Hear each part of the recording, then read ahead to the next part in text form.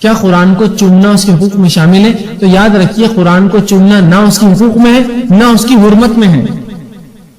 لوگ سمجھتے ہیں اس کی حرمت ہے، اس کو چومتے ہیں. قرآن کو چومنا درست نہیں. یاد رکھیے سلف صالحین نے کبھی قرآن کو چوما نہیں لے کر.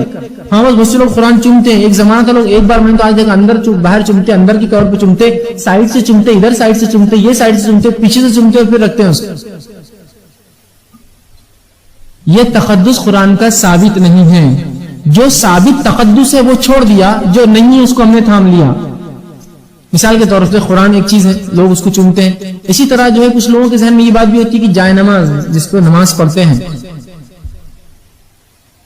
وہ جائے نماز اگر میلی ہو جائے تو بولتے اس کو دھو نہیں سکتے اس لیے کہ اس کا پانی نالی میں جائیں گا پھر. اور چونکہ وہ دھلتی نہیں ہے تو نماز بھی نہیں پڑھتے ہیں. جبکہ جائے نماز بچھانے کی ضرورت تب آتی ہے جب زمین خراب ہو اور گندی ہو. اگر ویسا نہیں ہے تو آپ نیچے پڑھ لیجیے، بالکل صاف ہے، ضرورت نہیں اس کو جائے نماز کی. ٹھیک ہے، تو یہ نماز کا تقدس نہیں کہ جائے نماز ضروری ہے پھر اس پر اس کو دھونا نہیں، اس کا پانی اس میں نہیں جانا، گندگی اس کو لگتی ہے وہ آپ بالکل دھو سکتے ہیں. تو قرآن کا یہ تقدس نہیں ہے کہ اس کو آپ چومیں، یہ اس کا حق بھی نہیں ہے. بلکہ کچھ علماء نے کہا یہ غلط عمل ہے جو قرآن کے ساتھ کیا آتا ہے. آپ اس کو چومتے اپنا لعاب لگاتے ہیں، آپ اس کو چوم رہے، اس کو خراب کر رہے ہیں. آپ اس کی مصحف خراب ہوں گی، اس کی پرنٹ خراب ہوں گی تھوڑے دن میں. ٹھیک ہے، اس کو چومنا اس کے تقدس سے نہیں ہے، سلف صالحین سے اس کو چومنا ثابت نہیں، لہٰذا اس کو آپ ایسا عمل نہ کریں اس کے ساتھ. ناظرین اکرام، آج پھر آپ کے سامنے ایک ویڈیو لے کر حاضر ہوں. دیوبندیوں کے ایک صاحب کھڑے ہو کر جلسے کے اندر خطاب کرتے ہوئے کہتے ہیں کہ قرآن پاک کو چومنا یہ حدیث سے ثابت نہیں چومنا چاہیے، جائز نہیں. آپ ان کی فطرت دیکھیں کہ ان کو سرکار سے نفرت، سرکار کے روضے سے نفرت، درود و سلام سے نفرت، کلام پاک سے بھی نفرت، اور پھر یہ کہتے ہیں کہ ہم قرآن و حدیث کے ماننے والے. کہا کہ کلام پاک کو چومنا یہ ثابت نہیں ہے اور یہ جائز بھی نہیں ہے. مگر آپ یہ دیکھیں، میں چومنے کی دلیل دوں گا لیکن آپ پہلے یہ دیکھیں کہ یہ اپنے بچے چوم سکتے ہیں. یہ ایسے لوگ ہیں جو ڈونالڈ ٹرمپ کو چوم سکتے ہیں، اس کو چما دے سکتے ہیں. یہ ایسے لوگ ہیں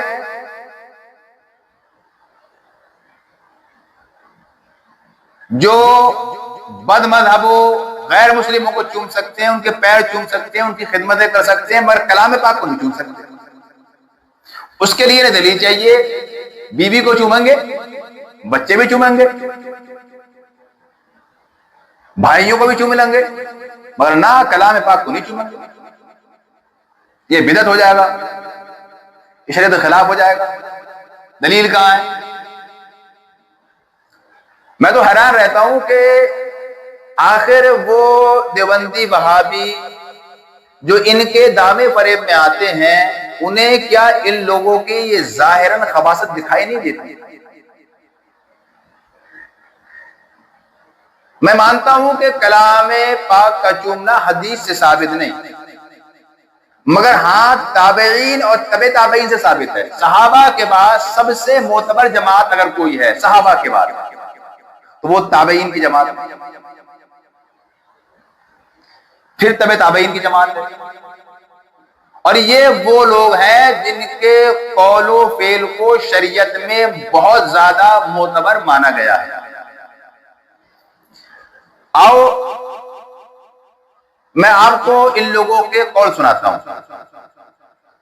حوالہ نوٹ کریں، الاتقان فی علوم القرآن، جلد 2 صفحہ نمبر 475 میں حضرت اکرمہ جو کہ ابن عباس رضی اللہ تعالیٰ عنہ کے شاگرد ہیں،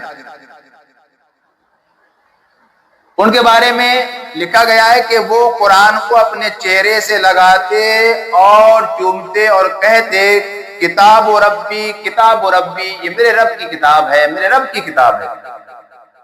اب غور کریں، حضرت اکرمہ جو کہ حضرت ابن عباس رضی اللہ تعالی عنہما کے شاگرد ہیں، ان کا طریقہ یہ تھا کہ وہ قرآن پاک کو چہرے سے لگاتے اور اس کو چومتے تھے اور کہتے تھے کہ یہ میرے رب کی کتاب، میرے رب کی کتاب ہے.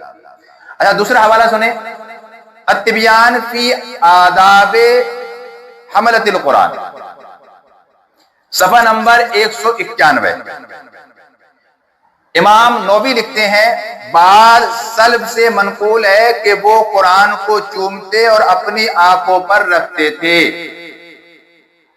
کیا لکھتے ہیں کہ بعض سلف سے منقول ہے کہ وہ قرآن کو چومتے اور اپنی آنکھوں پر رکھتے تھے.